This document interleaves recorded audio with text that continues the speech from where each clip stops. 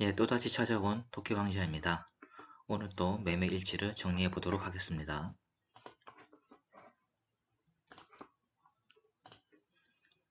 2월 18일 주식일기를 말씀드리면 코스피는 어제에 이어서 오늘 또 하락을 했습니다. 그리고 코스닥도 어제는 상승을 했지만 오늘은 하락으로 마감을 했습니다. 수급을 보게 되면 외국인과 기관은 매도를 했고 개인들만 매수를 했는데 전형적으로 하락하는 장세라는 걸 알 수가 있습니다. 그런 내용들을 적어줬고요. 오늘은 매매 내역을 보면 어제 사기로 했던 클래시스를 15,700원에 매수를 했고 그 다음 SK이노베이션, LG이노텍, Y엔텍, 나스평가정보, 더조원 비지원을 매도를 했습니다. SK이노베이션과 LG이노텍, Y엔텍, 나스평가정보 모두 외인들이 매도를 하길래 장중에 저도 따라서 매도를 했고 SK이노베이션은 5%, LG이노텍은 1.9%, Y엔텍은 10.6%, 나스평가정보는 4.9%의 수익을 냈습니다. 더존 비지오는 며칠 전에 제가 매수를 하겠다고 해서 매수를 했던 종목인데 가격이 잘못됐네요. 11만 1,000원입니다. 11만 1,000원에 매수를 했다가 오늘 장중에 웨인들이 매도를 하는 모습을 보고서 또 하락까지 하길래 5.4% 손실을 보고 손절을 했습니다. 어제 매수하겠다고 했던 종목이 클래시스와 풍산이 있는데 풍산은 오늘 왜 매수를 하지 않았냐면 외인들이 장중에 매도를 하고 하락까지 했기 때문에 이런 종목은 전날 아무리 추세가 좋았다 하더라도 제 예상과는 다르게 흘러갔다고 생각하기 때문에 매수를 하지 않았습니다. 차트를 보시면 오늘 음봉을 기록했고요. 그 다음에 외국인과 기관 모두 매도를 했습니다. 전날 3일 연속으로 외국인과 기관이 매수를 해서 저도 매수를 하려고 했었지만 갑자기 오늘 상황이 바뀌었기 때문에 매수를 하지 않았습니다. 물론 계속해서 지켜볼 예정입니다. 그리고 장고를 보여드리면 오늘 매매 내역들입니다. 여섯 종목이고 클래시스가 여섯 종목이라는 것을 보여드렸습니다. 오늘의 신고가 종목을 보면 오늘은 유난히 15% 이하의 상승을 하는 종목들이 되게 많이 있었습니다. 그래서 정리하는 시간이 꽤 걸렸는데 좀 표를 보고 싶도록 간단하게 정리를 해봤습니다. 뉴스핌에 가서 신고가를 보면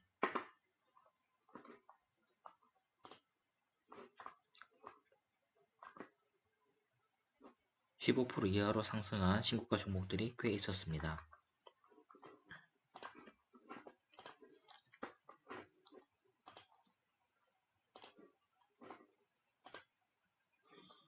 SBI 핀테크 솔루션스를 먼저 보면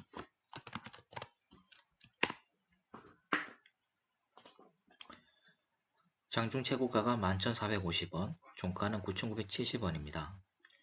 거의 1,500원 정도 차이가 나는데 1,150원만 올랐어도 13%니까 1,500원 떨어졌다는 얘기는 거의 15% 이상 떨어졌다고 보시면 됩니다. 그리고 외국인과 기관이 매도를 했습니다. 이런 종목은 매출이 꾸준히 늘어난다고 하더라도 들어가지 않겠습니다. 그런 내용을 적어뒀고 MPC도 살펴보면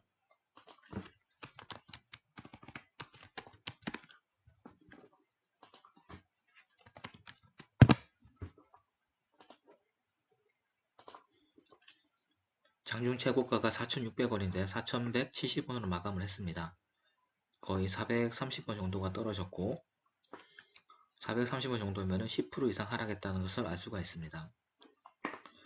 외국인들이 꾸준히 사고 있지만 이렇게 장중 최고가 대비해서 많이 하락해서 마감한 종목은 매수하지 않는 게 제 경험상 옳았기 때문에 이 종목도 들어가지 않겠습니다.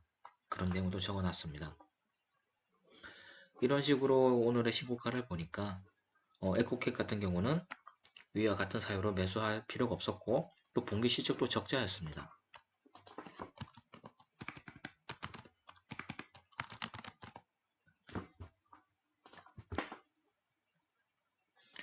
분기별로 보면은 19년도 9월, 12월은 적자고 20년도 3월만 흑자고 20년 6월은 적자를 기록했습니다. 그 다음에 9월은 0으로 마감을 했습니다.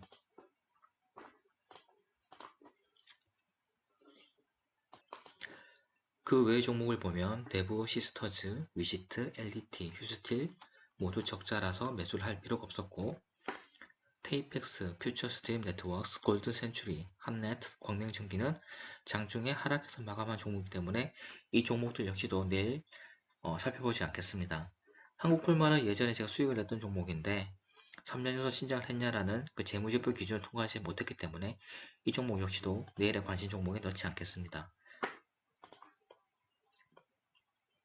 마지막 종목이 한화시스템스인데, 한화시스템도 재무제표 나쁘지 않지만 외인들이 계속 매도 중이고 영업이익이 좀 낮은 편입니다.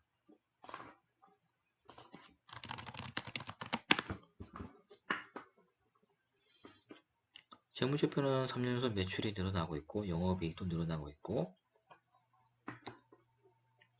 EPS는 19년 대비해서 20년이 조금 줄었지만 그건 나쁘지 않은 편입니다. 하지만 영업이익률이 5%대라서 너무 낮습니다. 그리고 외국인들이 꾸준히 팔고 있습니다.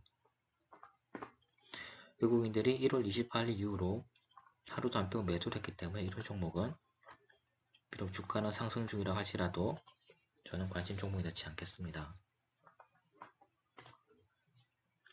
제 기준이 뭐 100% 맞다고 할 수는 없지만 그래도 투자를 한다면 자기만의 기준이 있어야지 이 주식판에서 오래 살아남을 수 있다고 생각을 합니다. 다음으로 살펴볼 것은 제 영상 보셨으면 아시겠지만 오늘 역시도 신고가 다음에는 외인 매수를 살펴보겠습니다. 외국인 순매수 상위 종목 중에서 코스피 쪽을 보면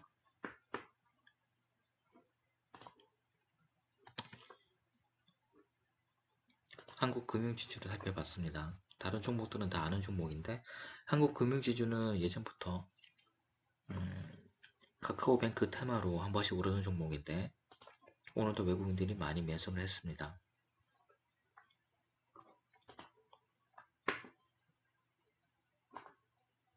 근데 제가 적어놓은 것처럼 이런 테마주 매매는 별로 선호하지 않는 데다가 이미 저가 대비 3배 이상 뛰었다는 것을 보면 알 수 있듯이 지금 들어가는 것은 좋지 않을 것 같습니다. 더군다나 이 이유가 뭔지 모르겠는데 20년도 3월에 적자를 기록을 했습니다.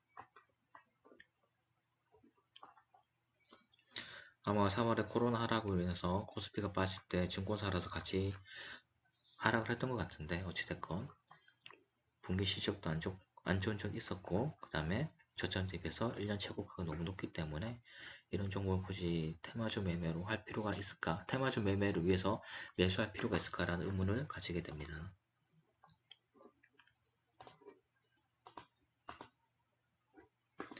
그 다음으로 살펴본 게 CS 윈드인데 저의 기존 관심 종목 리스트에 있는 종목이고 최근에 많이 올랐기 때문에 매수를 하지 않다가 108,000원까지 갔었습니다.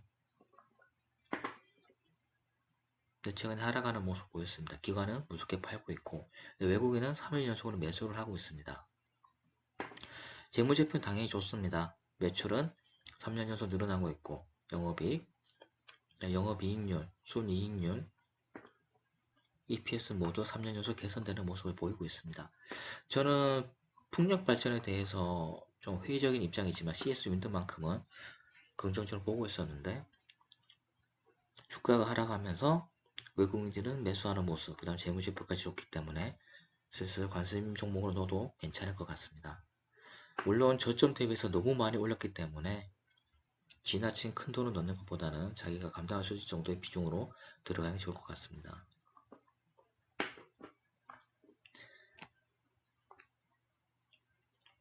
내일 또 만약에 외국인들이 많이 매수를 해주면서 조금 하락을 한다면 추세를 봐서 매수를 할 예정입니다.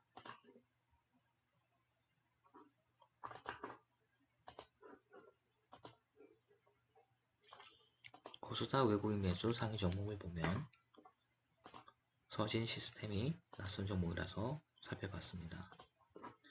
이 종목은 거의 20일, 30일 연속으로 하락을 하다가 최근에 상승을 했습니다.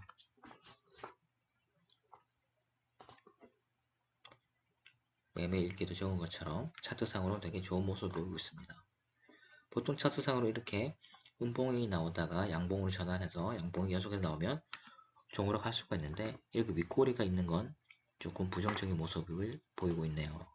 근데 전 차트보다도 재무제표가 좋지 못하기 때문에 들어가지 않겠습니다. 사실 외국인과 기관이 매수하고 있다는 점을 보면 좀 들어가고 싶다는 유혹을 받지만 분기 실적을 보니까 20년도 6월과 9월에 적자를 기록을 했습니다. 그리고 통신장비 쪽이고 통신장비 쪽이 최근에 실적이 좋지 않기 때문에 이런 종목은 지금 와서 들어갈 필요는 없지 않을까라는 생각을 했습니다. 그 다음으로 살펴본 게 가온미디어.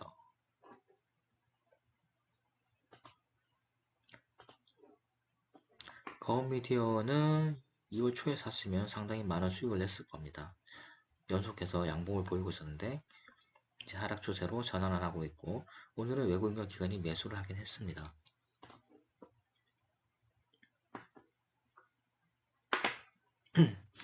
제가 적은 것처럼 저는 원래는 기본적 분석 위주로 가고 기술적 분석 선호하진 않습니다. 그런데 몇 달간 주식을 쉬다가 다시 이번 달부터 주식을 시작하면서 한 가지 원칙 추가한 게 상승 차트는 보지 않더라도 기술적 분석상으로 하락이라고 시그널을 주는 것은 저희 매매에 반영하도록 결정을 했습니다. 그러니까 기술적 분석상으로서 이것을 오른다는 시그널을 주면 그거를 가지고 제가 추격 매수를 하지는 않겠지만 기술적 분석에서 하락 시그널이라고 정해놨던 연속해서 음봉이 나오는 경우가 있을 때는 보통은 그런 하락 시그널을 잘 맞기 때문에 외국인과 기관이 매수를 하고 매출도 나쁘지 않은 종목이지만 이 음봉 때문에 저는 매수하지 않겠습니다. 전날 보게 되면 윗꼬리를 달고 종가에서 하락을 해서 마감을 했고 이 종가의 폭보다 음봉이 더 길기 때문에 이런 종목은 차트상으로는 안 좋은 종목입니다. 다른 종목을 보면 솔브레인은 제가 며칠 전에 매수를 했던 종목이고 이 종목은 외국인들이 꾸준히 사고 있습니다. 그래서 비록 오늘은 하락을 했더라도 외국인들이 계속해서 매수하는 한 저는 제 손절 기준이 올 때까지 이 종목은 계속 보유를 할 겁니다. 만약에 손절 기준이 오지 않았더라도 외국인들과 기관이 대량 매도를 한다면 저는 중간에 바로 팔고 나갈 겁니다.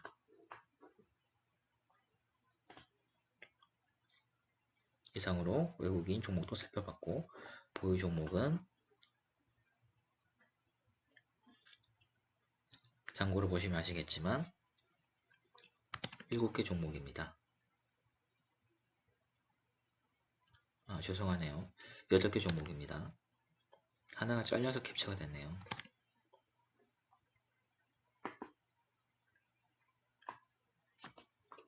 제가 파일을 지우지 않았습니다. 더존 비지원을 오늘 손절했기 때문에 7개 종목이 맞습니다. 매매 타이밍이 들어온 종목은 앞서 말씀드린 것처럼 풍사는 어제에 이어서 계속 지켜볼 예정이고 CS 윈드도 내일 하락을 하더라도 외국인들이 매수를 해준다면 슬슬 들어가도 괜찮을 것 같습니다. YN텍은 완전하게 저희가 0점 조준이 된 기분인데요. YN텍은 지금 외국인들이 매도하고 있기 때문에 전 당분간 하락 추세로 전환하지 않을까라는 생각을 합니다. 만약 이대로 오른다면 어쩔 수가 없지만 제 예상대로 외국인들이 매도를 하면서 하락을 한다면 다시 외국인들이 들어올 때까지 관망을 하겠습니다. YN텍을 한번 살펴보면 핫한 산업 중에 하나인 폐기물 관련된 업체고 며칠 전에 한 번에 출렁임이 있었습니다. 오늘 외국인들이 매도를 했기 때문에 이때처럼 잠시 빠지지 않을까라는 생각을 합니다. 만약 15,000 초반이나 15,000의 벽이 깨져서 14,000대까지 간다면 그때 외국인들이 매수까지 해준다면 저는 좀 더 큰 비중으로 들어가 볼 생각입니다. 그리고 DB하이텍이 있는데 DB하이텍으로 저는 작년에 여러 번 수익을 냈습니다. 그리고 최근에 수익을 내고 있는데 이 종목은 제가 외국인들이 매도를 하길래 수익을 보다가 익절을 했습니다. 그리고 외국인들이 계속해서 매도를 하고 있으니까 2월 16일까지만 오르고 어제와 오늘은 많이 떨어지고 있습니다. 그러니까 5일 정도 오른 걸 모두 반납을 해버렸는데 외국인들 매도가 심상치 않기 때문에 그리고 하락률도 꽤 큰 폭으로 보이기 때문에 이런 종목은 들어가지 않는 게 좋을 것 같습니다. 하지만 우량한 종목인 것은 사실이니까 좀 더 지켜보다가 외국인들이 다시 들어온다면 그때 분할 매수로 들어오면 어떨까 싶습니다. 매출, 영업이익, 영업이익률, EPS 모두 3년 연속 큰 폭으로 상승하고 있는 좋은 종목입니다. 그 오늘의 경제 이슈를 보니까 어제 이어서 오늘도 다날이 연속해서 상한가를 갔습니다. 이 회사가 만든 페이코인이라는 회사가 최고가가 2000%나 상승해서 이슈가 되었는데 커뮤니티를 살펴보니까 20배가 뛴 다음에 다시 하락으로 마감을 한 것 같습니다. 하지만 항상 말씀드리지만 이런 종목을 미리 사두지 않는 이상 나중에 추격 매수하는 건 너무 위험하고 설거지 당할 위험이 있기 때문에 이런 폭탄은 사지 않는 게 좋을 것 같습니다. 제가 사서 추가로 계속 오른다면 상관이 없는데 언제 떨어질지 모르는 종목을 들어갔다가 이번에는 안 떨어지겠지 나는 괜찮게 생각을 하고 들어갔다가 큰 손실을 보면 두 번 다시 회복을 할 수 없고 그 전에 익절한 사람들이 분명히 놀려대겠죠. 누가 고점에 들어가라 했냐고. 그렇기 때문에 저는 이런 종목은 안전하게 가기 위해서 절대로 매수하지 않겠습니다. 그리고 기초자산은 7천만원 그대로고 오늘은 어제보다 잔고가 조금 줄었습니다. 오늘은 코스피가 많이 하락을 했기 때문에 제가 가진 종목들도 익절을 여러 개 했음에도 불구하고 하락한 종목들이 있어서 잔고는 조금 줄었습니다. 잔고를 보여드리면 7,026만 8원 그대로 적어놨고요. 그 다음에 오늘의 매매는 익절이 많았기 때문에 특별히 반성할 만한 일은 없었습니다. 네, 그럼 이상으로 오늘의 주식 일기를 마감하겠습니다.